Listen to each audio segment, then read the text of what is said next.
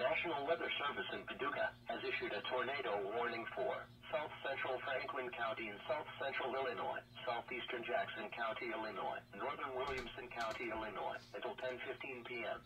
At 9:34 p.m., radar indicated a severe thunderstorm capable of producing a tornado. This dangerous storm was located near Carbondale, moving northeast at 50 miles per hour. Locations in the warned area include Carterville, Aaron, Marion, Johnston City, West Frankfort, Cambria, Craneville, Energy, Pittsburgh, Culp, Freemanspur, Spillertown, and White Ash. This includes Interstate 57 between exits 53 and 65. Take cover now. Move to an interior room on the lowest floor of a sturdy building. Avoid windows. If in a mobile home, a vehicle, or outdoors, move to the closest substantial shelter and protect yourself from flying debris. This line of thunderstorms is capable of producing tornadoes and widespread significant wind damage.